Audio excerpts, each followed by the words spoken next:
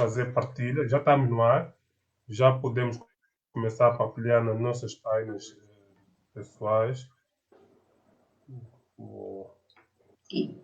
Isso agora é com o técnico. Nós.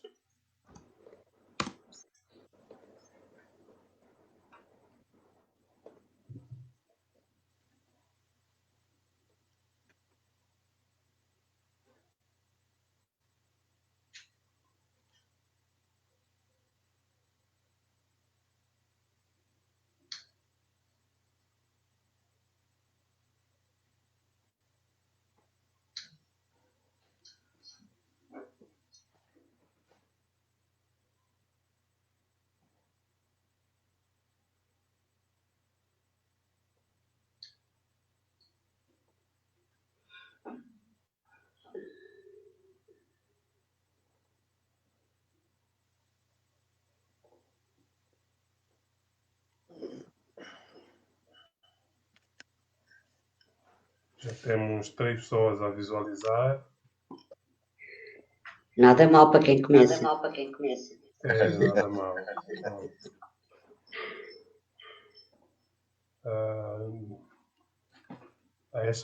Agora 4. Olha, boa tarde para vocês, nossos amigos e amigas.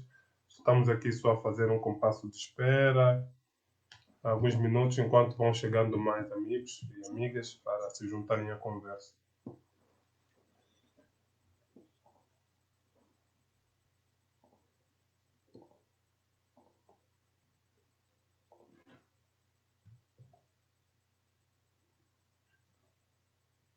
Podemos ir conversando. Sim, acho que sim. Então, como é que está aí o tempo? Como é que está o quê? Desculpa? Tempo. Aprazível. Está aprazível. Boa. Bastante agradável. Não está muito quente. Nos outros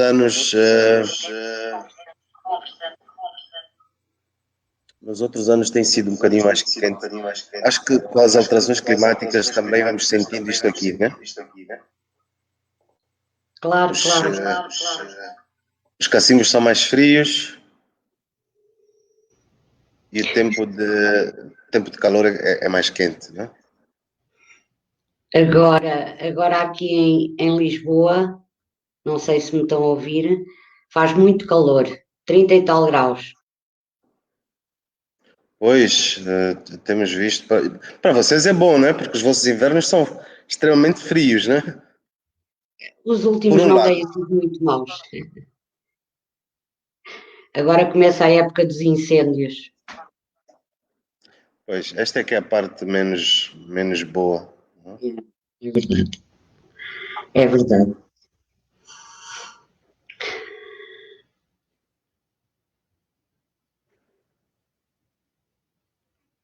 Não estou a ouvir. Olha, dizia que inclusive já Cedrico, começamos a ter como é alguns que estão as coisas? comentários. Já temos aqui também alguns comentários, na verdade não é na questão direta, é só manifestação de presença. O Hitler, Nelson Mucaso, Partido Mochico. Bom, está reclamado do eco. Hitler, vamos depois controlar aqui a questão do som. Já estive a explicar, Edson, já estive a falar a Leonor que para termos uma qualidade de som melhor, vamos então cortar o microfone de quem estiver, ou seja, de quem não estiver a falar, né? Sempre que alguém tem a palavra, os demais ficam com o microfone ligado para não haver interferência na comunicação. Combinado. Olha, o Carlos Taveira Pire está nos ver agora. Olha. O grande Pire, a partir do Canadá. Olá, cá está a Veira. Boas, Carlos. Boas, Hitler. Pronto, penso que já podemos mesmo começar. 2 minutos passados da hora 18, temos 10 pessoas a visualizar-nos. Isto é muito bom, estamos a começar mesmo muito bem. Leonor, Edson, muito obrigado por aceitarem o nosso convite a juntar-se a este primeiro aniversário da editora Livulo. Nós, para assinalar este um ano de editora, de trabalho editorial, programamos uma série de encontros online, encontros estes de leitores e leitoras com nossos autores e autoras, e que hoje temos aqui conosco Leonor Figueiredo, autora do último livro que lançamos, isto em maio, sobre faccionismo. Já vamos falar mais sobre isto.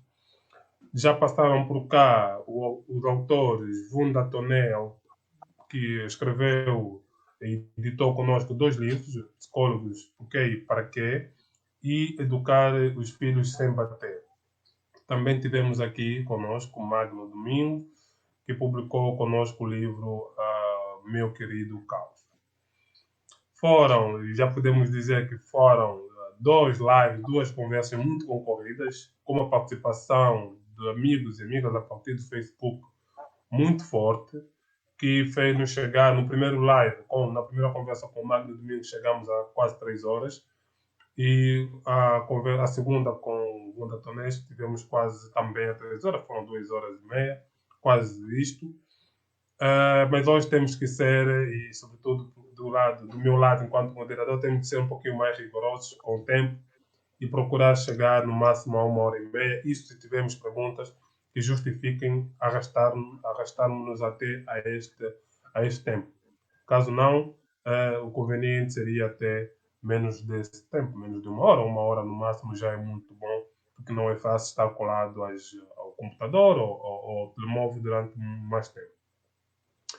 Dizia que temos aqui conosco Leonor Figueiredo e Edson Neto. O Edson é um dos nossos convidados na qualidade de leitor para interagir com a autora, no caso a Leonor. Também havíamos convidado, e foi assim que fizemos a divulgação, teríamos também aqui o leitor Cláudio Fortuna. Infelizmente, Cláudio Fortuna informou-nos ontem que está com problemas de acesso à internet e por isso não poderá participar disso.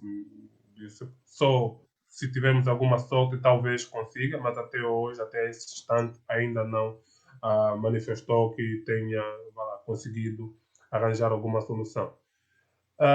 Mas Edson certamente nos fará uma boa companhia. E contamos, claro, com a companhia de nossos amigos e amigas a partir das redes sociais que estão inteiramente disponíveis e abertos sempre para interagir conosco. O que mais tem para dizer assim, em jeito de introdução? Pronto. Tenho aqui uma pequena introdução a fazer sobre o livro, né? Na verdade, o livro, vou ler aqui uma cábula para não ficar aqui a repetir. Passados 43 anos do massacre que ceifou a vida de milhares de angolanos e angolanas, Leonor Figueiredo aborda o tema, lembrando os discursos diretos de Agostinho Neto, Lúcio Lara, Aiko Carreira, Beto Vandune, Said Domingas, Dino Matroz, Lopes de Nascimento, José Eduardo Santo, entre outros. Este trabalho, escreve Leonor na introdução ao livro, pretende espelhar as páginas do Jornal de Angola entre 1 de janeiro e 11 de dezembro de 1977, tendo como moldura os acontecimentos que se iniciaram a 27 de maio. Trata-se de interrogar o passado recente, percorrendo o caminho do fraccionismo traçado pelo Jornal do Poder. Quisemos saber, no período pré-27, quem falou de fraccionismo e como se lhe referiu, além de verificar como este órgão de comunicação social noticiou, adjetivou e comentou, direta e indiretamente, a facção discordante da direção do MPLA. No pós-27 de maio, o foco incidiu no que foi noticiado e nos dados oficiais que daí se podem inferir, quer sobre o MPLA, quer sobre os fraccionistas. O livro foi apresentado no dia 27 de maio, em Lisboa, pelo sociólogo Manuel dos Santos. Estiveram presentes pouquíssimos convidados, claro, devido à pandemia. Foi um esforço que a editora e a autora tiveram que consentir para assinalar, para marcar exatamente o tema, o dia que é tema do livro, exatamente 27 de maio. Estamos a falar do livro Fraccionismo. Quem disse o que no Jornal de Angola, antes e depois do 27 de maio de 1977.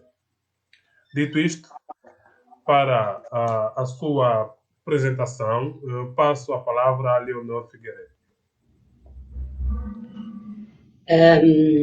Olá, boa tarde a todos e obrigado por estarem presentes. Fico muito satisfeita. Eu sou Leonor Figueiredo, tenho 63 anos e depois de me ter reformado, entre aspas, do jornalismo, decidi fazer investigações por conta própria. E o meu caminho relativamente à história contemporânea de Angola foi um pouco esse, step by step, nunca pensei que viesse a abordar tantos temas e ter feito 4 ou 5 livros até agora, mas pronto, é o vício da investigação. Quando se é jornalista durante muito tempo, somos obrigatoriamente curiosos, e eu particularmente sobre a história contemporânea de Angola, talvez porque tivesse vivido aí bastantes anos, a minha adolescência, e que me tivesse ficado muito impregnado na pele. Costumo dizer que sou portuguesa de nascimento, mas angolana de coração.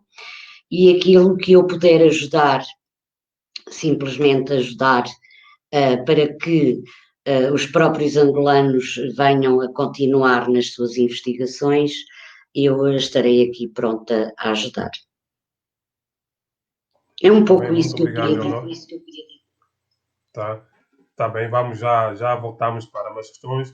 Certamente o Edson, enquanto leitor, deve ter se deparado com muitas inquietações, muitas perguntas por fazer. E é sempre importante que este mote para estes nossos encontros de leitores com a autora deve ter certamente muitas questões para colocar à autora, que é o que pretendemos nesta conversa. Então, Edson, tens a palavra para as tuas primeiras palavras, de redundância, mas e também, certamente, para começares, para entrar logo, digamos assim, a matar. Está à vontade, Edson.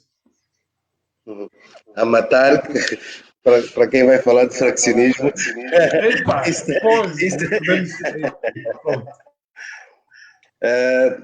Boa tarde, Leonor. É um prazer estar a falar contigo aqui neste encontro. Obrigado, Cedric, pelo convite. A minha primeira questão é porquê 77? Porquê irmos à busca dos discursos de 77 e não de 76, tendo em conta que, a priori, muito daquilo que estava a ser construído para o que acabou de acontecer no 27 de maio tem já os seus... tem o seu começo, aqui entre aspas, em 76. É verdade, isso é completamente verdade. Eu comecei ao contrário, devia ter começado por 1976, mas depois pensei, não, vou fazer 1977 porque dá muito trabalho e depois poderei voltar a 1976, o que não está posto de parte. Agora, a verdade é que é um trabalho muito doloroso, digamos assim. São muitas, para já tem que se fotografar as páginas todas dos jornais. Para cada vez que se fotografa uma página, tem que se subir a um escadote para ter a profundidade suficiente para se poder fotografar a página, porque o meu método de trabalhar não é ficar nas bibliotecas, mas fotografar o que me interessa nas bibliotecas e depois em casa posso trabalhar à hora que me apetecer. Pronto, foram muitas subidas e descidas de escadote, muitas páginas fotografadas e depois disso debruçar-nos sobre o conteúdo e confirmar aquilo que escrevemos ou que transcrevemos. Eu estou relativamente contente com o trabalho, embora confesso que na introdução poderia ter ido um pouco mais além. Mas naquela altura eu estava já muito cansada e porque realmente é muito trabalhoso, e isto para responder diretamente à pergunta, 1976 não está posto de parte, logo que eu sinta folgo para tal, e já agora também, porque não, o próprio Diário de Luanda. Não sei se respondi. Não, plenamente, plenamente.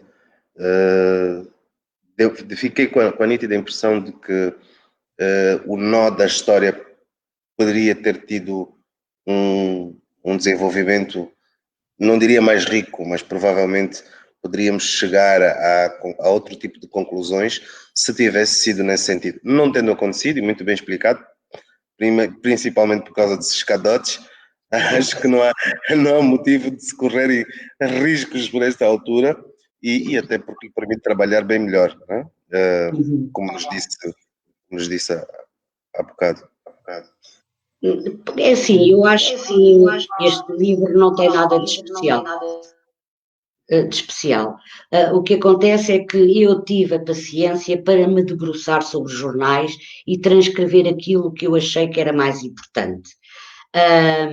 Vai facilitar futuros investigadores, porque a verdade é dita por várias pessoas de vários quadrantes e só depois dos factos confrontados é que se pode começar a concluir se é que há alguma conclusão, mas dizia eu que isto vai servir de base a quem se queira debruçar sobre o assunto e queira consultar o Jornal de Angola, e em vez de estar a folhear as não sei quantas mil páginas ou milhares, pode ir diretamente ao jornal que pretende através das indicações que eu refiro. Eu também gostava de dizer uma outra coisa, que é, embora tenha abordado em 3 dos meus livros a questão do fracionismo, eu não quero fazer nenhuma análise sobre o 27. Eu quero apenas dar contributos para que mais tarde, com outros dados e mais dados, que já os há de bastantes pessoas com os seus testemunhos, se possa chegar cada vez mais perto das verdades. Não sei se o Edson concorda comigo. Plenamente. Acho que o acesso à informação sobre o que se passou em 77 e aquilo que têm sido as inúmeras especulações sobre os factos, até porque não se apresenta até agora nenhuma conclusão sobre as investigações que, em princípio, foram feitas. O MPLA não conseguiu divulgar até hoje o resultado do inquérito feito por eles mesmos e que tinha sido comandado pelo antigo presidente José Eduardo dos Santos. Portanto, não é público.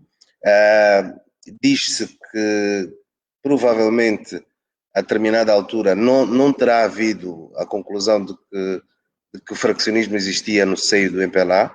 Depois já se diz que sim, que o relatório apresenta factos de que teria havido realmente fraccionismo. Portanto, no sentido de esclarecer a história, acredito que toda a informação que nos surgir, e principalmente tendo acesso a esse tipo de trabalho de investigação, será bem quisto, será benéfico no sentido de nós conseguirmos apurar aquilo que realmente se passou nesse período muito negro da nossa história. Não é?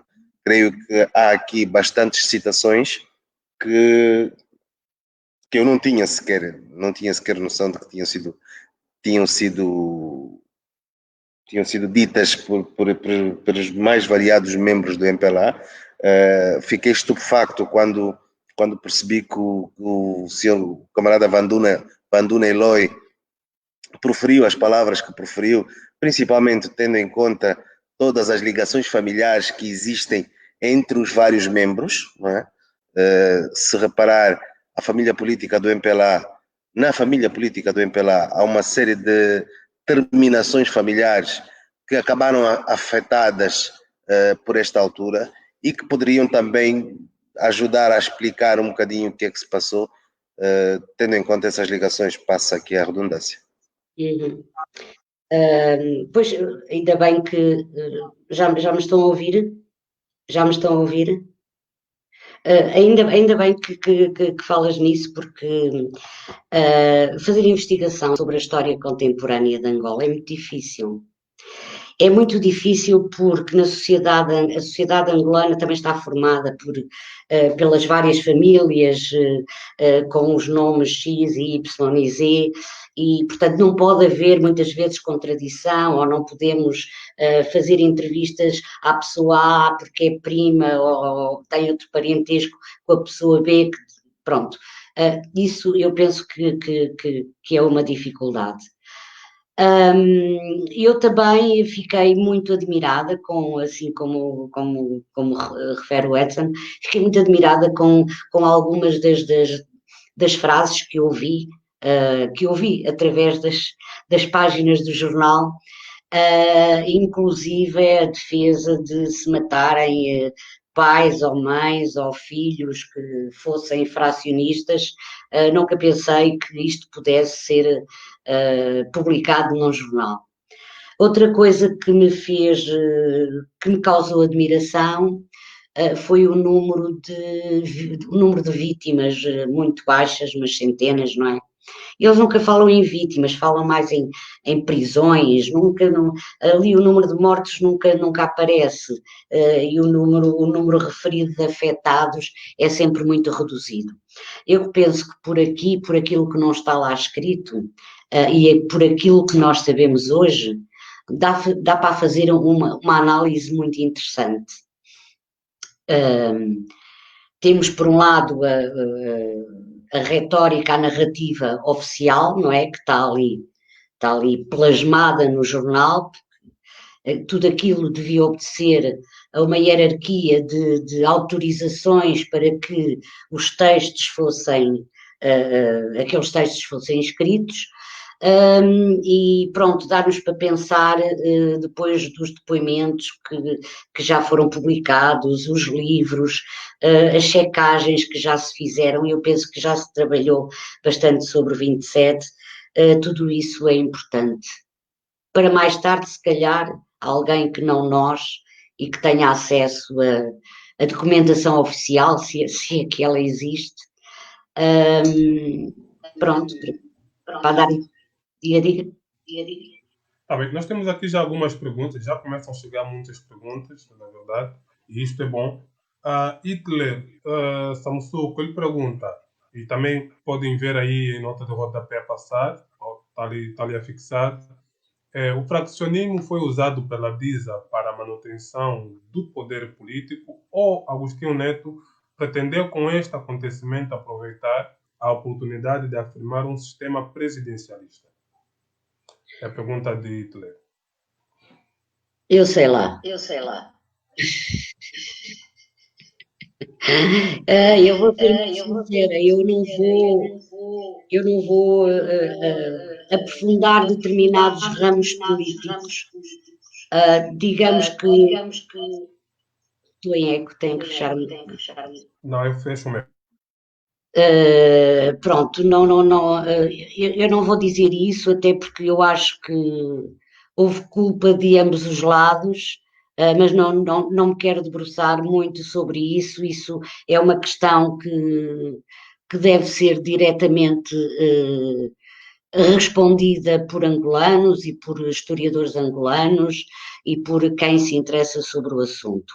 Agora, é claro que esta resposta não tem muitas dúvidas, não é? Quer dizer, por aquilo que me foi dado a observar, o fracionismo foi um pretexto, mas também, do outro lado, houve determinadas coisas que foram feitas e ditas e programadas, e isso também não se pode esquecer, penso eu. Neste filme não há o bom e o mau, há muitas zonas cinzentas que é necessário atender, há muita propaganda. Aliás, o próprio Jornal de Angola, as citações que vêm aí no livro são bem um espelho disso, muita propaganda. Portanto, tem que ser lido com pinças e com outras comparações, com outras referências. É mais uma peça. Tá bem. Vamos avançar para mais uma pergunta de Wunda Tonet, nosso autor. até que ponto o 27 de maio contribuiu para a intolerância política e a ausência de liberdade de expressão no Partido dos Camaradas? Completamente. A partir dali, aliás, há pouco o Edson estava a referir, eu não fui em 1976, mas a partir de janeiro de 1977, e começa logo com o discurso oficial de Agostinho Neto, percebe-se que esse ano tinha um objetivo, que era depois a realização do Congresso, e que eles estavam muito determinados, tinham já linhas definidas para prosseguirem as suas políticas, embora não revelassem as intenções. Claro, eles queriam, da parte do poder, queria eliminar aquela facção, para que não os incomodasse. Também as coisas aconteceram num contexto nacional e internacional bem complicado, como todos nós nos lembramos, mas eu penso que a partir daí foi a intolerância chegou à matança. A intolerância chegou à matança, é verdade. Pronto. Vamos para mais uma pergunta, novamente Itre Samussuco, que pergunta: qual é a opinião de Leonor Figueiredo relativamente ao cartoon de Pepe Tela sobre a víbora de cabeça ao contrário, divulgado pelo Jornal de Angola? O cartoon não é dele, eu penso que o cartoon é não tenho a certeza se o cartoon está assinado. Eu penso que aquele artigo, no fundo, reflete o que o Pepe Tela pensava, não é? O que o Pepe Tela pensava, e a cabeça da serpente é o Nito Alves, não é? Portanto, acho que não há muito a dizer sobre isso. Pronto. Temos aqui uma questão, vai lá, grande, é do Nelson Muriel. Nelson Muriel diz que ele pergunta se seria possível enviar o link do SIDAC, o arquivo do SIDAC, se é acessível ao público, o arquivo do SIDAC. Quer responder já? Estava a ler o resto da resposta. Neste momento está fechado. O arquivo, estou a ouvir com Excel. Pronto, o arquivo do SIDAC está fechado por causa do Covid. No entanto, podem enviar para lá e-mails, é só ir ao site na internet. Eu penso que daqui a uns tempos, ou se calhar com marcações, poderá ser possível aceder ao arquivo. Tem o Jornal de Angola, tem muitas coisas sobre Angola que eu acho que era interessante. É uma boa biblioteca que tem ajudado a compor muitos livros de investigadores portugueses e angolanos. É muito pequenino, mas é importante. Ok. Nelson, na verdade, Nelson Nascimento tem interagido bastante conosco. É órfão, nem sabe exatamente se o termo órfão se pode aplicar, mas o pai é uma das vítimas do 27 de maio. Só para referir isto. Há outra questão que o Nelson coloca, na verdade é um comentário, a concordar com o que o Edson já referiu. Então vamos partir também para um comentário do Carlos Taveira Pire,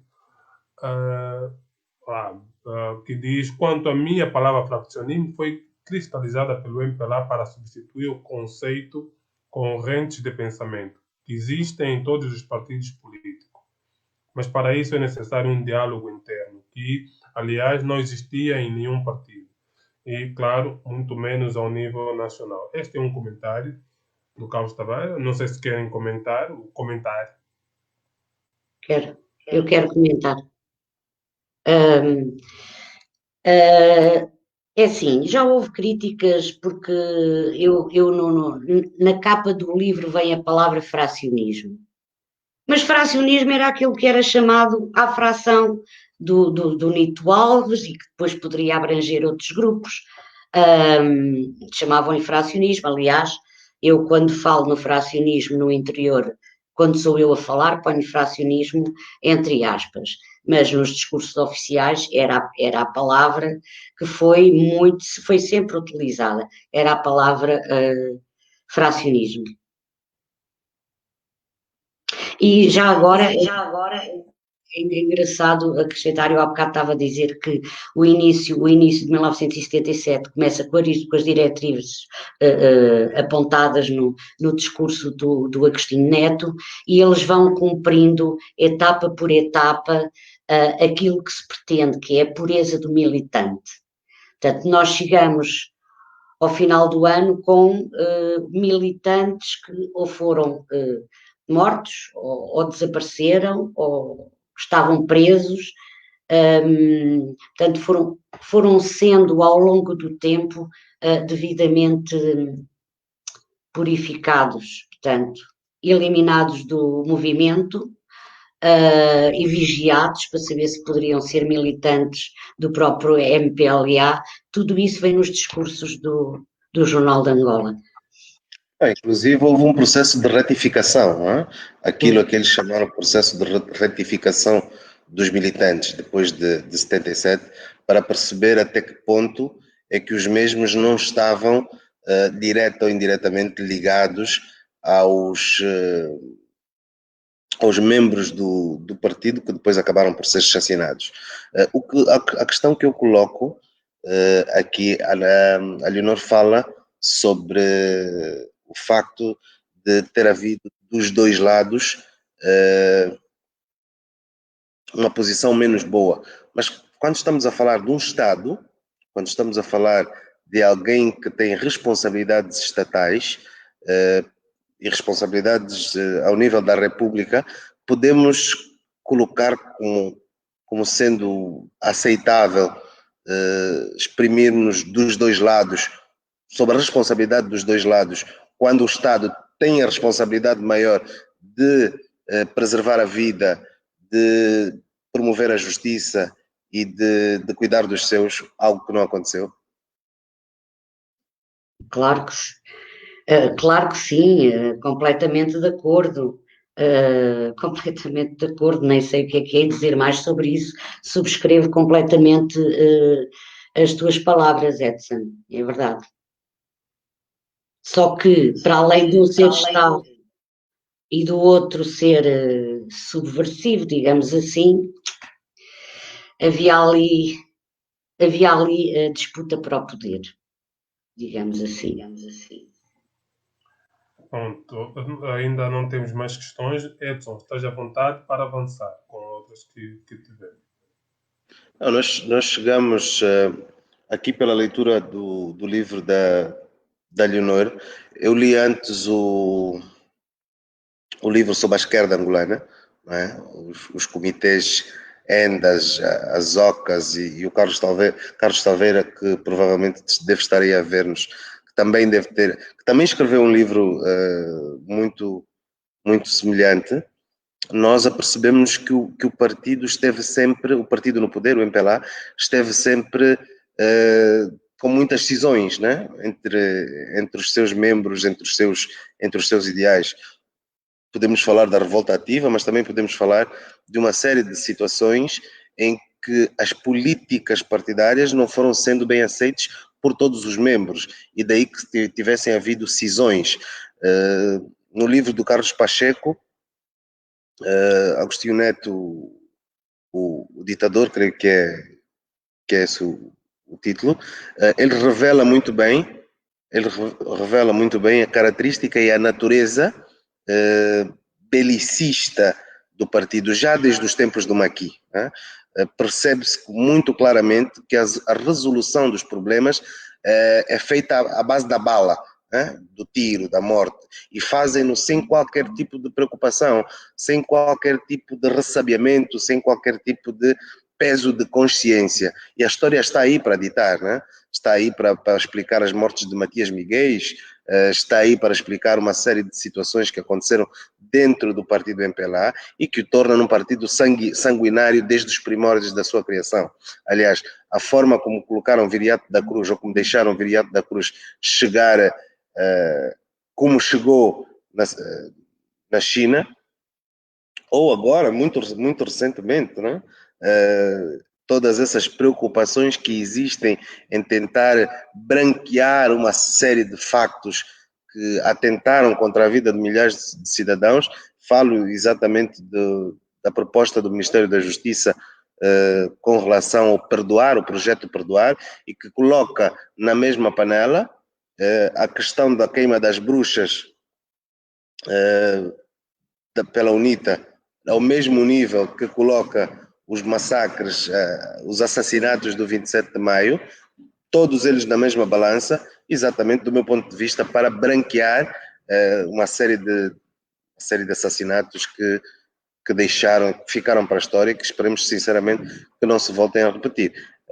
Há uma questão que acho que foi colocada, já não me lembro por quem é que foi colocada, mas acredito que tenha sido ou pelo Hitler ou pelo Carlos Taveira, nem sei se foi mesmo uma questão ou não, mas está relacionada com a intolerância política, deve ter sido o Vunda Toné, que está relacionada com a intolerância política. Os massacres de 77 acabaram por definir uma forma de pensar e agir dos angolanos, porque instaurou-se o medo, não é? Toda e qualquer forma de liberdade de pensamento, de liberdade de expressão, acabaram por ser coartados, as pessoas acabaram por coartar-se e autocensurarem-se, não é? Porque perceberam que o clima de medo, o clima de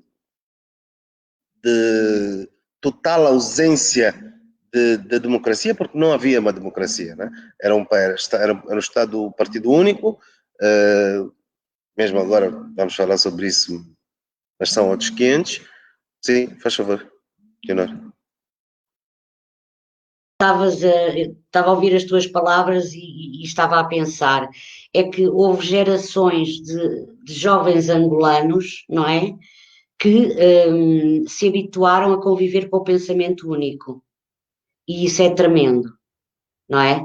Temos que ter pensamento crítico, temos que ter jovens que questionem, felizmente que agora já são muitos os que estão, digamos, nesta fase e que contestam e que querem saber a verdadeira história do MPLA e não a história oficial do MPLA. Portanto, eu penso que em muitos capítulos a história tem que ser refeita, acrescentada, analisada, criticada, e isso é um grande trabalho para os historiadores angolanos. É verdade. Mas, voltando ao princípio, o pensamento único é o inimigo. E isso aconteceu até muito tarde. Nós, Leonor, o livro não só traz comentários, discursos e ordens, inclusive despachos dos titulares do poder, do MPLA, do membro do MPLA da altura, mas também traz um largo número de artigos, de extratos de autoria do próprio Jornal de Angola, que são os que, uma série de editoriais, que depois confunde-se entre vários editoriais, qual era o editorial principal. Então aqui, como é que a Leonor, uma questão que coloco, como é que a Leonor olha para esses editoriais, para esta postura do Jornal de Angola da altura, e, olha, já agora é importante pergunto se quer fazer uma correlação com a postura do Jornal de Angola nos últimos anos. A postura do Jornal de Angola, eu tenho que confessar, eu não leio o Jornal de Angola atual, não leio, mas agora uma coisa interessante de facto são os editoriais do Jornal de Angola, que eu pelo menos detetei 3.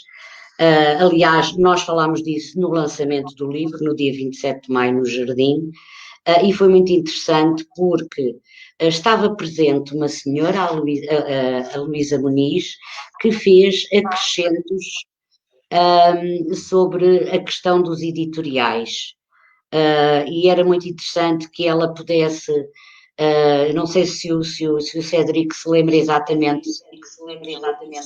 Lembro. Infelizmente convidámos, infelizmente não estava disponível. Pronto. Mas foi muito importante porque vem acrescentar coisas sobre os editoriais e vem clarificar algumas das coisas que eu disse. E isso acho que é muito importante, porque isto vai-se construindo e vai-se checando e vai-se verificando. Aquela pessoa diz uma coisa diferente, mas será que é verdade? Então vamos ver, vamos checar. Eu penso que ela disse coisas muito, muito importantes que ela deveria escrever para que essa parte dos editoriais do Jornal de Angola de 1977 ficassem esclarecidos. De qualquer forma, o grande poder de um jornal é, do ponto de vista político, é a capa, a manchete e são os editoriais. E nesse contexto foram escritas coisas muito importantes e o apelo ao fuzilamento, que também me chocou. Também é chocante o facto de que nestes apelos ao fuzilamento, ao linchamento público, trazidos pelas páginas do Jornal de Angola, da altura, vê-se um número muito grande de menores de idade na altura, pessoas com 15, aliás, houve até pessoas com 11 anos, meninos, né, portanto, que apelavam nos inquéritos que o Jornal de Angola fazia, o que chamava de inquéritos de rua, em que estas crianças apelavam também ao linchamento, ao fuzilamento destas pessoas, sem o mínimo, o que aparentava, o mínimo de conhecimento profundo do que se estava a passar. Né? Também há isto no Jornal de Angola. Entretanto, embora a Leonor não traz isso para este livro em concreto, mas há isto, porque também, enquanto editor, tive acesso às páginas do jornal que a Leonor apresentou-nos, e também está lá isso, né? Só uma pequena chega, né, quanto a esta questão. Pois uma das coisas que eu também constatei, e isso percebe-se na leitura do livro, é que o pensamento único levava a que o jornal publicasse apelos ao fuzilamento de norte a sul de Angola. Porque, pronto, eram aprovadas em comícios, em reuniões do MPLA já devidamente purificado, não é verdade? Portanto, tudo seguia a cartilha que era determinada para aquele momento, de norte a sul do país. E quem diz o Jornal de Angola, diz a Rádio Nacional de Angola, diz a Televisão Pública de Angola, que através dos seus diferentes canais acabou por apelar às matanças populares e teve diretamente ligado a todo este processo de carnificina. E os responsáveis pelos editoriais destes mesmos órgãos de comunicação tinham ordens expressas para o fazer, autorizações expressas para o fazer, ao mais alto nível. Daí que a imprensa tenha tido um papel extremamente importante para todo o processo que se seguiu. Aliás, era preciso que nós tivéssemos sido ou fôssemos bastante cegos para não perceber que eu costumo chamar a televisão, a TPA, de televisão da propaganda ambígua, né? Exatamente porque acaba por beneficiar o partido no poder, sendo uma televisão que deixou de ser pública e é mesmo estatal, não tínhamos cá qualquer tipo de complexo em afirmar isso, e vamos observando que ao serviço do partido, da política do partido no poder, os órgãos de comunicação, e não aconteceu só em Angola, não aconteceu em Angola, nos países onde infelizmente continua a haver esta tendência ditatorial, a ausência de pensamento crítico e pensamento único, né? Quando existe um pensamento único e esse deve ser seguido à risca, acabamos por ter, infelizmente, esta viragem, esta inconsequente, inclusive, colagem dos órgãos de comunicação ao partido no poder. O que, para nenhuma democracia, é sustentável. Pelo contrário, né? Falaste das crianças de 11 anos, a demagogia nos partidos políticos pseudo-socialistas funciona desta maneira, não é? Usa-se e abusa-se daquilo que está à frente para atingir os seus objetivos, sem olhar para quê, sem perceber que consequências é que daí há de vir, porque o lavar das mentes, lavar aqui entre aspas, a continuada, o termo agora está-me a fugir, mas é claramente aquilo que está relacionado com as massas, né? Tu entras num processo de lavagem cerebral das massas através dos órgãos de comunicação social, que em princípio deviam ser públicos, mas que estão ali a prestar um serviço puramente demagógico para esses partidos no poder. Com relação ao 27 de maio, não aconteceu diferente. Eu gostava de ter acesso às imagens do presidente Agostinho Neto, quando dizem que numa cadeira de baloiço pronunciava, né? Não haverá perdão para qualquer tipo.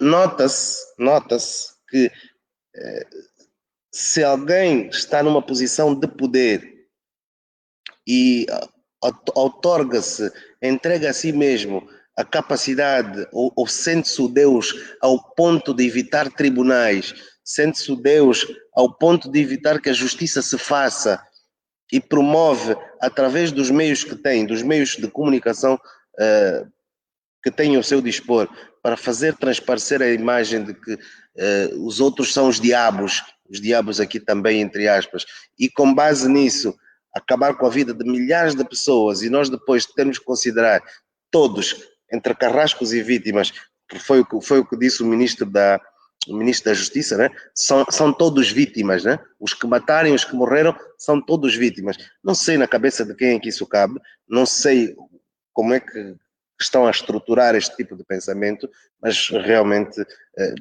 não consigo conceber que pessoas, algumas estão vivas, que têm as mãos manchadas de sangue, possam ser consideradas vítimas. São vítimas de quê? São vítimas das suas próprias atrocidades? Era algo que eu realmente gostava de perceber. Sim, posso. Sim, Vila. Sobre assim, essas crianças, esse pensamento único, esses adolescentes que estão habituados só a ver certas coisas, tudo isso se combate com a educação. E eu hoje penso, Angola tem muitos alunos no ensino primário, no ensino secundário e no ensino superior, independentemente de não haver condições para todos. E essa malta que estuda, que lê, também começa a pensar. A educação, penso que é um caminho que é imprescindível. Agora, em relação àquilo que o Edson falou sobre a rádio e a televisão, eu acho que era muito importante fazer-se um trabalho, o mesmo trabalho que eu fiz, com os discursos que se ouviam na televisão e na rádio. Porquê? Porque em Angola, naquela altura, seria uma pequena minoria que lia o Jornal de Angola, não é? Relativamente a toda a população. A televisão e a rádio chegavam a muito mais gente, como todos sabemos, e a todo lugar. E, portanto, os jornais não têm o som, não têm o cheiro, não têm o local onde tudo está a acontecer, toda aquela emotividade, e daí ser interessante que alguém pegasse nesse trabalho. Não sei se a televisão de Angola tem esses arquivos ou não, mas era muito interessante, a televisão e a rádio, claro. Sim. É interessante também, a Leonor já referiu a nossa amiga que esteve presente no lançamento, Luzia Muniz, a quem endereçamos os nossos pésames, porque não pôde participar nesta conversa exatamente por estar com infelicidade. Ela referiu que muitos destes editoriais que apareciam no Jornal de Angola tinham uma produção anterior, não era uma produção quase que exclusiva do Jornal de Angola. Era sobretudo de Angola, ou seja, então estamos a falar de uma grande fonte também de pesquisa para perceber melhor é perceber a origem destes discursos, a origem destas manipulações das massas, como é que eram produzidas. Só também essa chega. Voltando aqui aos comentários dos nossos amigos nas redes sociais, Cal Taveira fez aqui mais um longo comentário. Está aí para vocês lerem, diz minha modesta opinião. A cisão só existe quando as diferentes correntes de pensamento se querem impor. Ora, estes termos, cisão, fraccionismo, etc., só são utilizados por uma liderança que quer impor o seu pensamento único. A não esquecer que em Angola, nem em Portugal, não existia nenhuma experiência democrática. Lembro-me bem, por ter vivido intimamente, que a violência era parte do diálogo. Sim. Claro, Carlos Taveira viveu muito bem essa experiência. Aliás, Carlos Taveira, como já referi, é uma das vítimas diretas deste clima de violência em Angola. O Nelson Nascimento também, mais uma vez, faz aqui comentários. O José Luiz Mendonça publicou no Correio Angolense de ontem, 4 de julho, um artigo interessante sobre o 7 de maio de 1977 e permite-me citar o seguinte. A questão crucial do 27 de maio é que o levantamento provocado por dissidências comunistas no seio do MPLA extravasou para a vida de um país recém-independente e se tornou assunto de Estado. Ora, em 1976, o Estado angolano julgou 13 mercenários estrangeiros capturados durante os conflitos no norte de Angola, com juristas e advogados. Não terminou. Este também é um comentário, não sei se depois o Leonor ou o Edson vai querer comentar. Aqui o Carlos Taveira está a despedir-se, felicitando-nos. E Samussuco, mas faz mais um comentário dizendo: naquela altura não havia tribunais, apenas conselhos o Conselho da Revolução, e este submetia-se ao Bureau Político e ao Comitê Central do MPLA. Toda opinião contrária ao presidente era severamente punida. Havia pena de morte e muita gente foi vítima desse sistema bárbaro. Pronto, são esses os comentários. Não sei se querem comentar os comentários. Edson, Leonor. É verdade, é verdade, é verdade o que o Samussuco diz.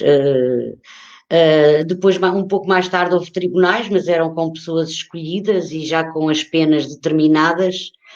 E quem mandava era o Comitê Central, o Bureau Político, na verdade. Então não sei se os mercenários, diz aqui, acho que é o Nelson Nascimento, eu não sei se os mercenários foram julgados em 76, penso que foi em 77 ou até 78, porque nesta altura já estavam presos. Lembro que Carlos Taveira até conta também isto. Aliás, de todos os processos políticos da época, o único que mereceu o julgamento foi exatamente o dos mercenários. Né? O Carlos Taveira também tinham, para além dos presos políticos da OCA, os CACs, o 17 de maio, também existiam presos da UNITA, existia até presos sul-africanos na altura. Do ANC, no caso. Do ANC também estavam presos em Luanda, exatamente na prisão do São Paulo. Pronto. Deixa eu ver. Pronto. Acho que não temos aqui mais comentários. Estão à vontade, Edson, para avançar com mais questões, se as tiver.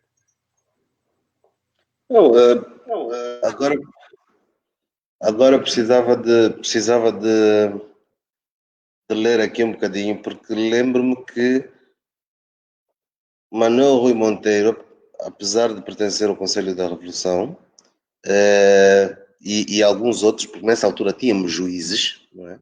Já existiam juízes, portanto precisava agora de ler um bocadinho mais para perceber se havia ou não tribunais no sentido da palavra, porque lembro do Dr. Eugênio de Almeida, que foi o primeiro, o tal angolano o caboclo da angolaridade, que tinha sido juiz do Tribunal da Relação, se não estou em erro, lembro-me também, desde 75, lembro-me também que o doutor, que é quando, antes mesmo da criação da Faculdade de Direito de Agostinho Neto, já existia uma série de personagens que exerciam direito aqui. Aliás, mesmo depois do processo 50, nós tivemos uma série de situações parecidas e não sei se terão sido todos julgados pelo Conselho da Revolução, tal como citou o Hitler há bocadinho. Agora fiquei na dúvida, prefiro ficar quieto e ir ler mais um bocadinho e só depois responder para não entrar aqui em tergiversações.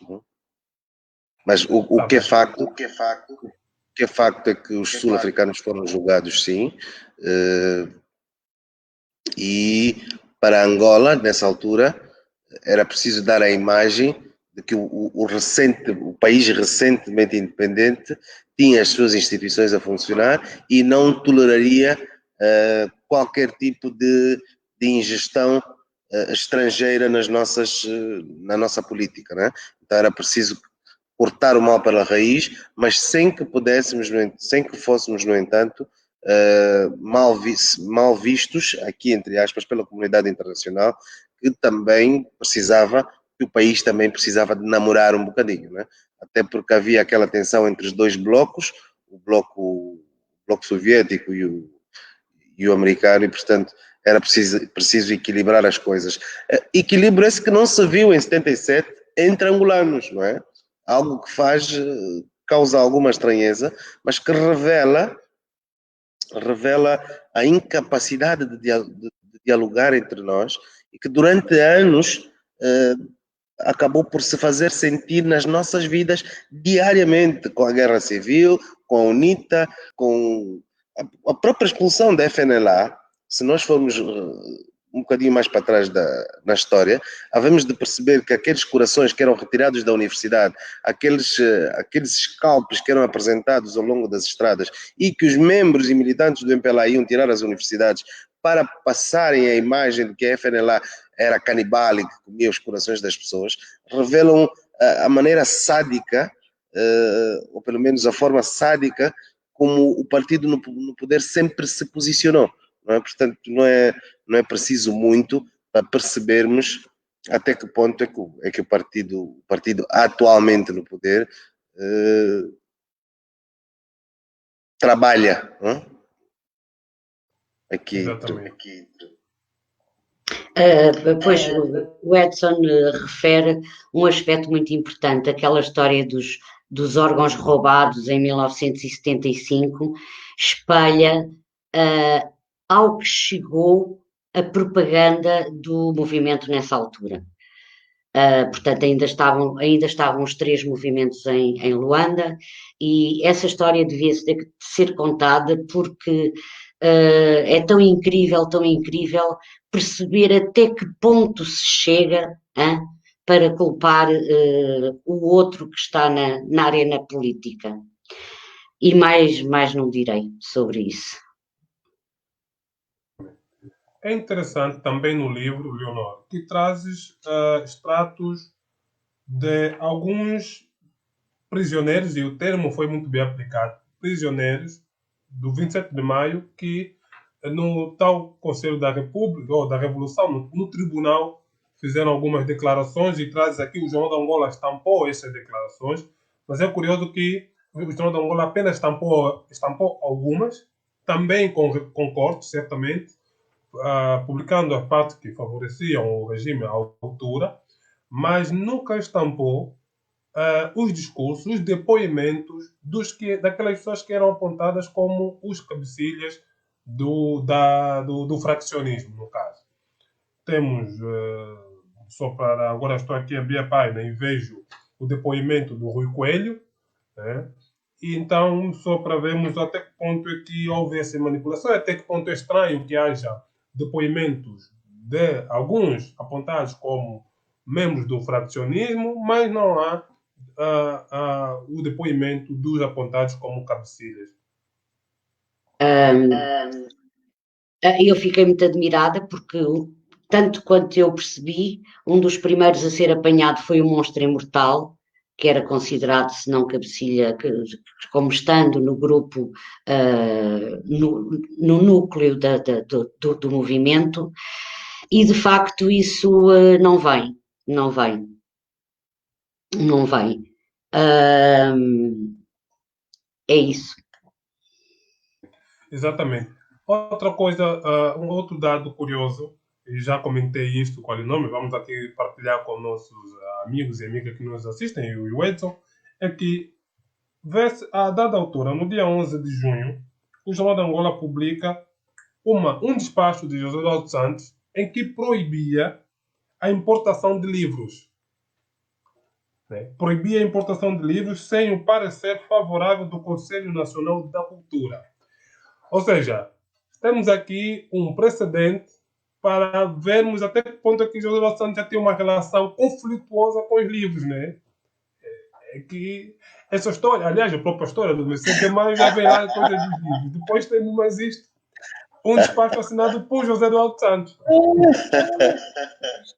Havia que limitar, o pensamento tinha mesmo que ser só aquele. As pessoas, para avançarem na política, eram aconselhadas a ler todas as deliberações do Comitê Central e os discursos do Presidente. Portanto, aquilo foi uma coisa que era necessário meter na cabeça. Controlar muita gente. Às vezes o mais fácil para controlar muita gente é controlar-lhes as mentes.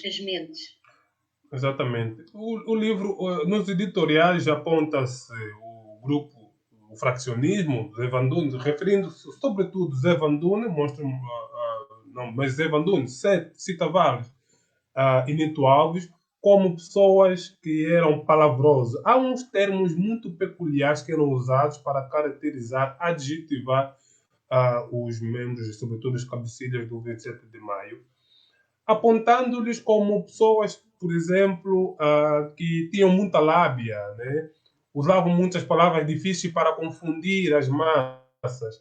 Mas é que quando vamos ler o Jornal de Angola, percebemos que era o próprio Jornal de Angola, certamente sob o beneplácito do MPLA, quem usava palavras muito rebuscadas.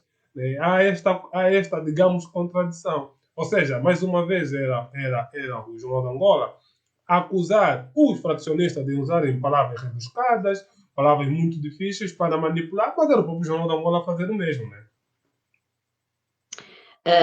Pois, é verdade, mas foi o que foi decidido na altura, não sei o que é que dizer sobre o assunto, mas é assim, recordo-me que uma das grandes questões que nessa altura se colocou em Luanda foi um certo confronto entre, digamos, os jovens intelectuais que viviam em Luanda e que muitos não tinham nada a ver com a guerrilha, e depois os guerrilheiros que estiveram no Maqui e que regressam a Luanda a partir de 1974, no final de 74, foi quando eles entraram.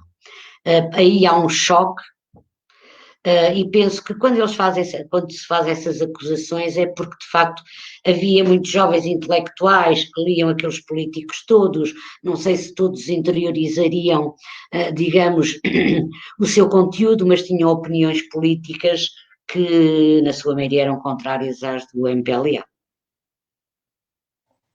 Não creio que nos devamos esquecer que o MPLA que sai das matas e vem para aqui não estava à espera de encontrar tamanha organização, não é? Porque quer queiramos, quer não, entre medicamentos e armamento que iam para fora de Luanda, para não dizer do país, que na altura não era ainda independente, fazia-se através desta juventude que depois acolhe o MPLA que vem das matas e com quem, pura e simplesmente, entra em rota de colisão, exatamente porque, primeiro, porque o MPLA não percebeu até aquela altura, não tinha percebido até aquela altura que o nível de desenvolvimento e de organização daquela juventude era enormíssimo, e depois porque trouxe os velhos hábitos e vícios do Maqui para dentro da cidade.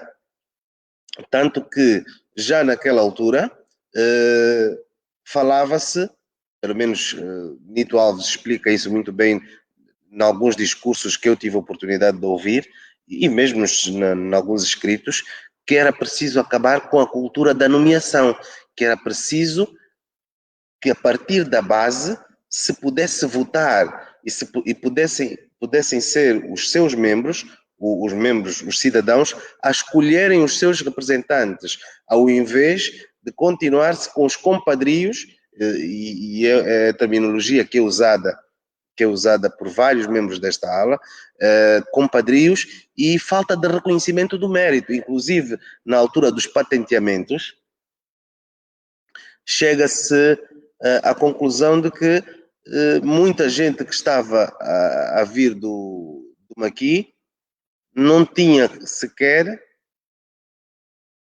Isto aqui, há algum problema? Estamos a ouvir com a minha internet? Não, estamos a ouvir muito bem, Edson. Aqui está tudo bem, Edson. Sério?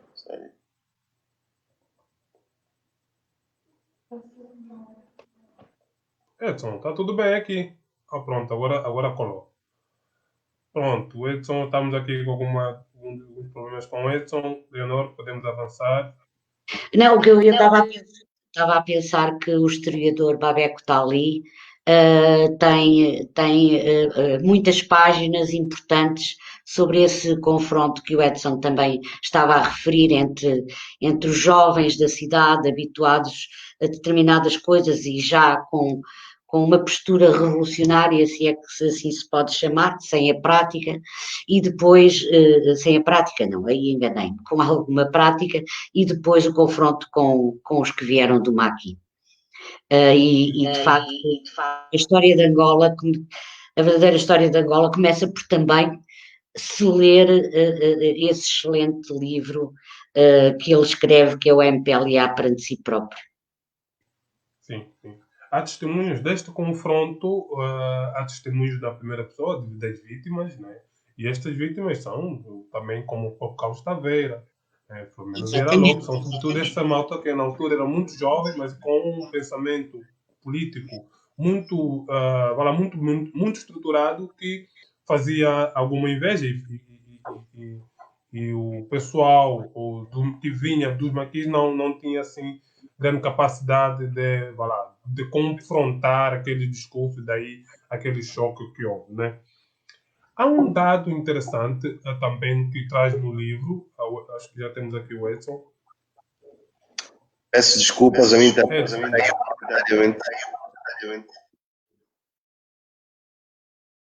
Era eu que estava com a palavra? Queres continuar o raciocínio? Sim, por favor. Está à vontade. Inclusive, começaram com... Houve de parte daqueles que tinham sido... Daquela juventude que estava aqui em Luanda, houve um contestamento, porque até o nível dos patenteamentos, as coisas eram feitas... Patenteamentos militares, as coisas eram feitas de maneira arbitrária, né? Gente que tinha combatido na primeira região, pessoas que tinham estado no terreno durante muito tempo, acabaram por não ser beneficiadas, entre aspas, com um patenteamento que dignificasse, ou pelo menos que, nem gosto da palavra dignificar, mas que justificasse não apenas o seu tempo de militância, mas também aquilo que tinha sido o suor que tinham desprendido durante todo aquele processo, e acabaram por não ver reconhecidas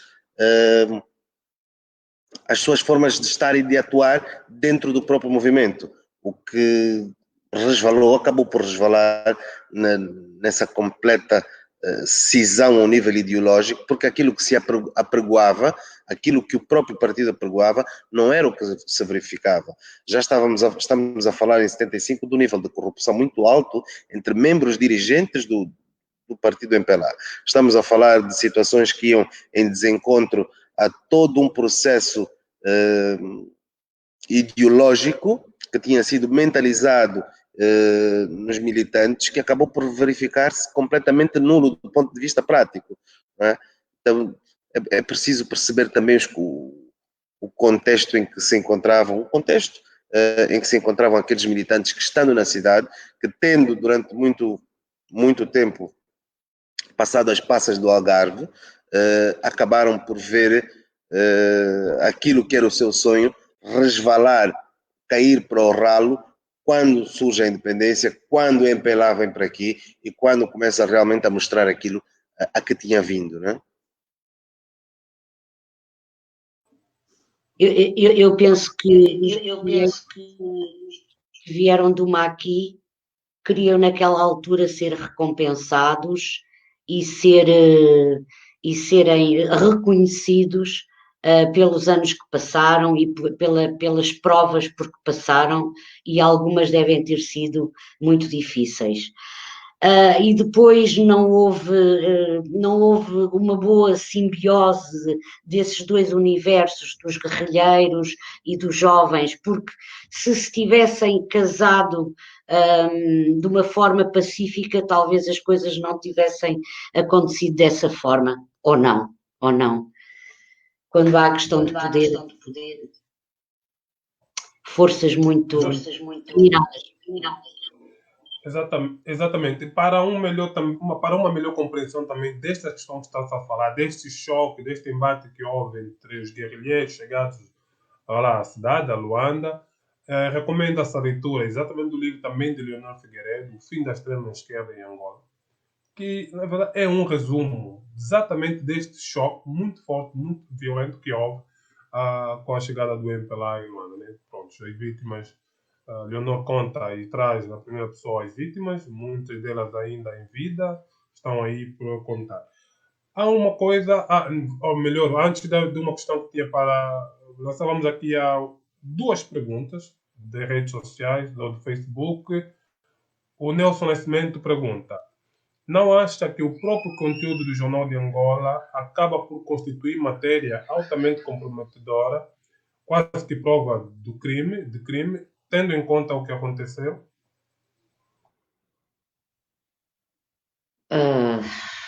Não sei.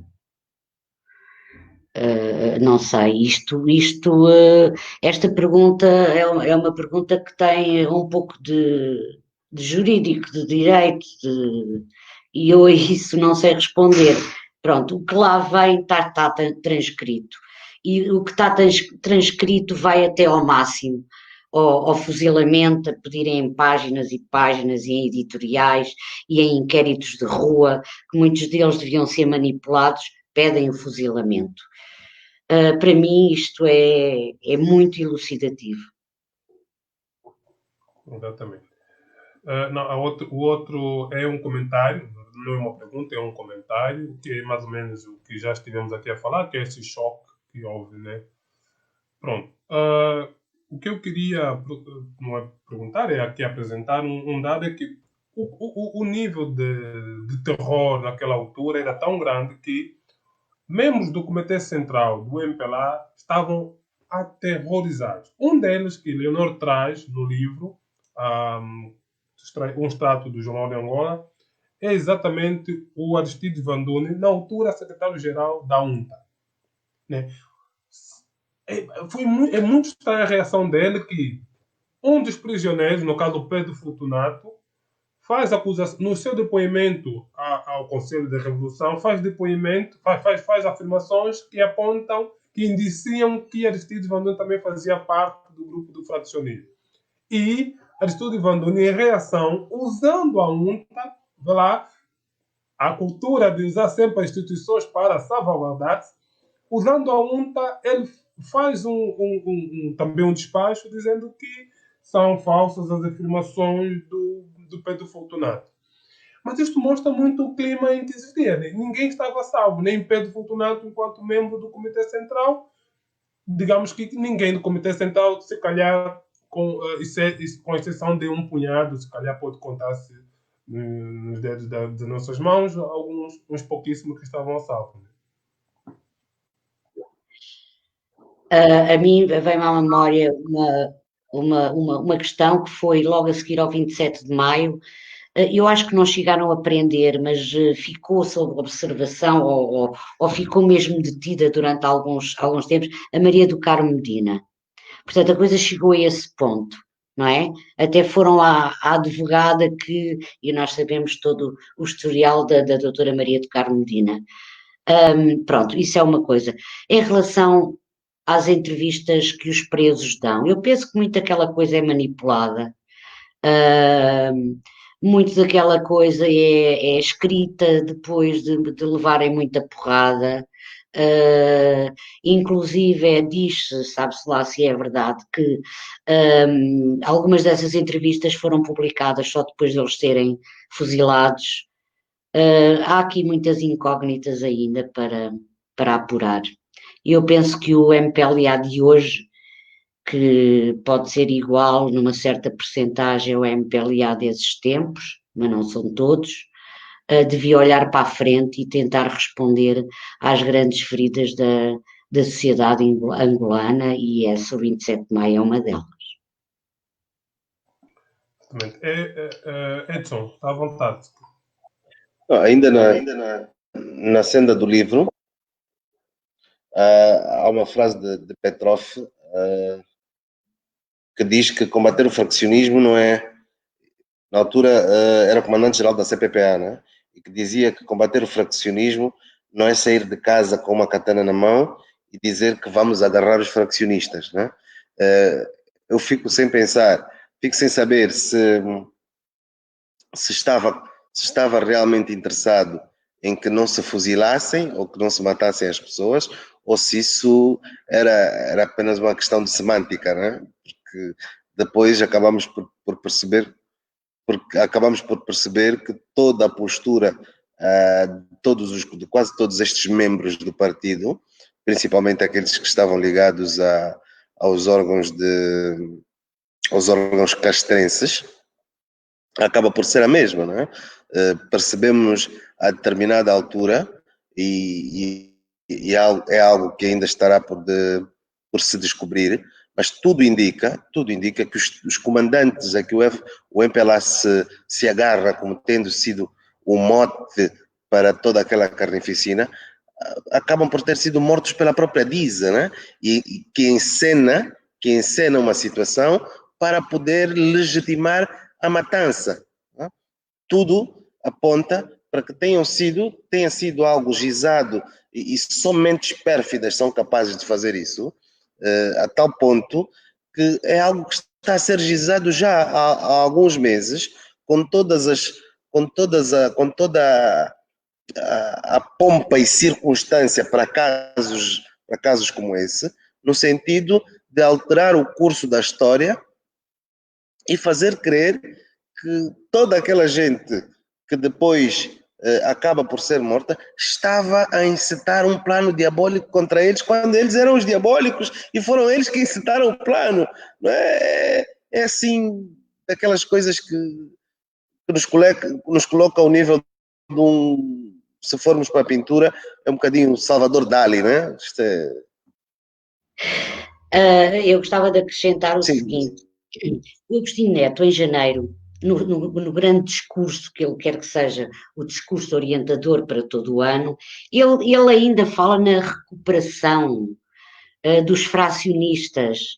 Portanto, há aqui no discurso oficial duas tendências. Uma que diz, ainda vamos recuperar, são possíveis de recuperar, mas depois no fundo, porque já vem dos bastidores, já está aquilo tudo definido, vem, portanto, todas essas considerações de que o Edson falou, não é verdade? E até chegar à questão do fuzilamento. É de facto uma contradição, mas estas contradições também ajudam. E se o Neto em janeiro dizia que era possível a recuperar, depois no 27 de maio a gente sabe o que ele disse, não é? Todos nós nos lembramos daquelas frases. Exatamente. Estamos mesmo quase ao fim. Estamos já com 1 hora e 19 minutos de conversa. Edson, tens a palavra para as últimas perguntas e considerações?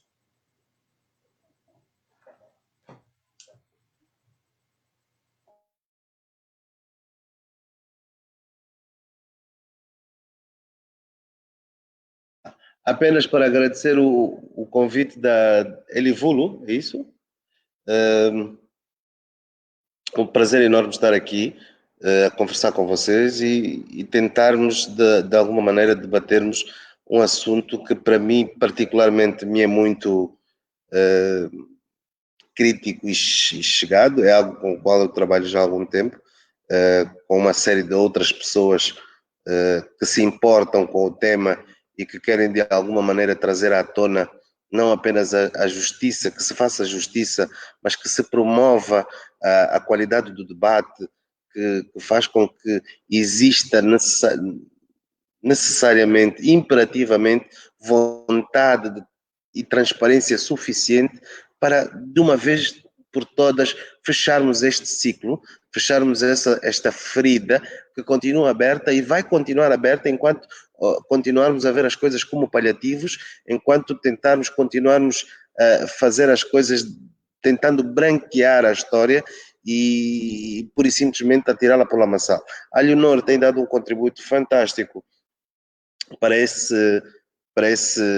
assunto, para esta forma de se ver e de se falar sobre o 27 de maio, com a publicação de livros, de artigos e com toda essa investigação, apesar de ter que estar a subir os escadotes, por favor, cuidado, muito cuidado, que isto aqui é para ser levado a sério, mas é com base nestes debates, e nestas edições que nós conseguimos muitas vezes fazer com que os outros possam aperceber-se do quão sério foi o assunto e, quiçá, mergulharem também um bocadinho na história e darem o seu contributo. Portanto, basicamente, agradecer e esperar que possa ser convidado para outras alturas e também que possa, de alguma maneira, contribuir com algum saber, com alguma informação, para que deslindemos esse assunto de uma vez por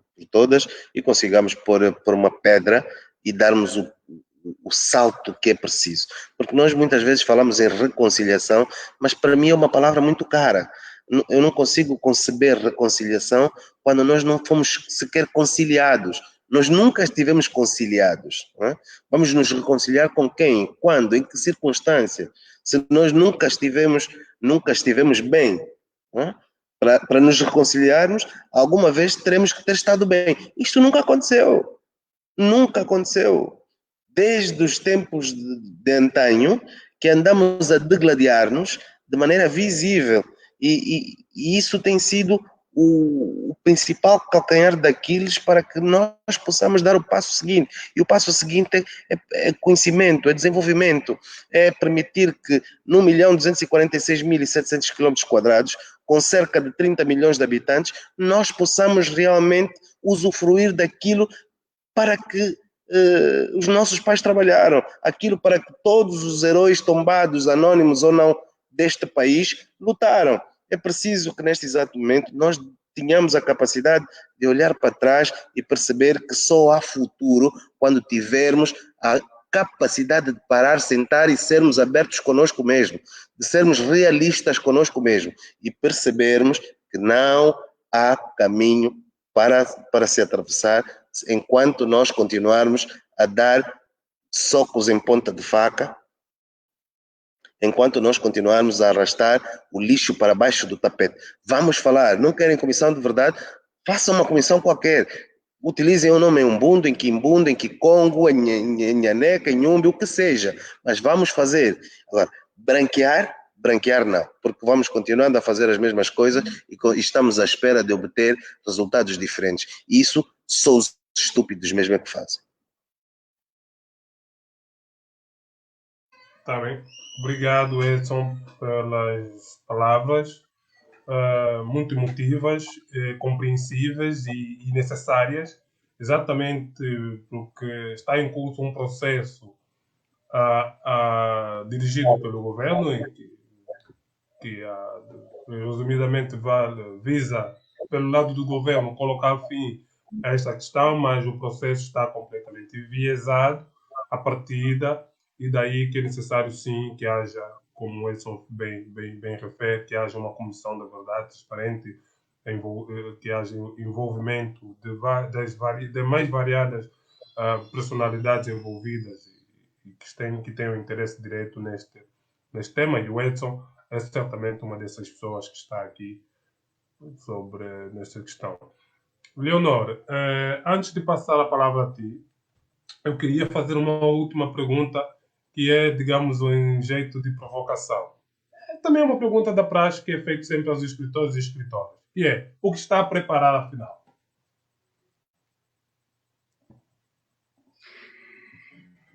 Vou pensar no assunto. Tenho visto mais uns escadotes para ver mais uns jornais, já que aqui em Lisboa não temos arquivos radiofónicos e televisivos angolanos. E pronto, nunca se sabe, eu também nunca pensei em estar a escrever 4 ou 5 livros sobre Angola, nunca sabemos agora o que é que virá a surgir. Mas sobre o 27, acho que agora a bola está com o poder. O poder é que tem que destacar essa questão. Eu penso que politicamente o presidente João Lourenço ganharia muito se metesse mãos à obra nessa questão. E muito obrigado por me terem aturado. Bom, não, já devolvo a palavra para fazer o remate final. Mas ainda em jeito de provocação, a dizer que ainda não ganhou coragem para subir os escadotes novamente, mas tem de subir porque tem de fazer uma investigação, digo aqui já publicamente, ao Sabata, né? E em jeito de comprometimento público, este livro também sobre Sabata tem de ser editado, publicado pela Edivulho.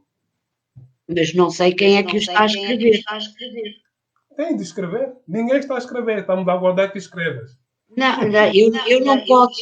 É assim, já agora eu estou em eco. Fecha aí o... É assim, eu acho que o Sabata é um personagem incrível desses tempos, pelo bom e pelo mau, não é? E acho que dava uma banda desenhada incrível. Quem pudesse, ou um filme, ou um livro, quem pudesse reunir ainda alguns depoimentos de pessoas que conheceram o Sabata era esplêndido. Ele e mais 2 ou 3 característicos destas personagens que surgem nas nossas histórias. Exatamente. Eu aqui não posso, aqui de Lisboa não posso fazer nada porque está tudo em Angola. Vais para Angola. A Livulo vai arranjar uma bolsa de investigação. Ok. Pronto. A Paula Bianchi faz aqui um comentário a pedir que o vídeo sim estará salvo para a divulgação, estará na nossa página do Facebook já. Então logo terminemos este direto, estará na nossa página reservada, mas depois também vamos publicar na nossa página do YouTube. Então está reservado o documento. Olha, sim, Edson tem a palavra. Era só para fazer um apelo aqui às autoridades governamentais. Não? Abram os arquivos, permitam que as pessoas tenham acesso à informação, deem as certidões de óbito, entreguem as certidões de óbito, mas para entregarem as certidões de óbito assim como estão a fazer, nenhum dos que está vivo e precisa de documento vai saber porque que o seu ente morreu. Tem que explicar porque que as pessoas morreram. Isto de entregar só as certidões por entregar, sem qualquer tipo de justificação sobre o que se passou, é uma autêntica aldrabice. É preciso que tenham a coragem de fazer os processos com cabeça, tronco e membros. Por favor, cabeça, tronco e membros. Vamos nos conciliar. Nós podemos dar um salto para cima. Nós podemos ser melhor do que fomos até agora. Nós conseguimos ser angolanos todos de gema, desde que haja vontade política.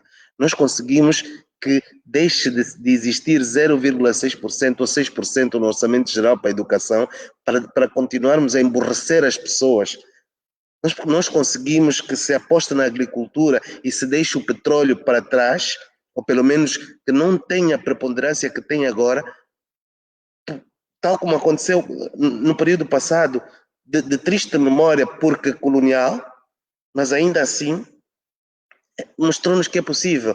Para isso basta crer. E crer só se consegue com verdade, com vontade. Enquanto continuarmos desta maneira, não havemos de chegar lá.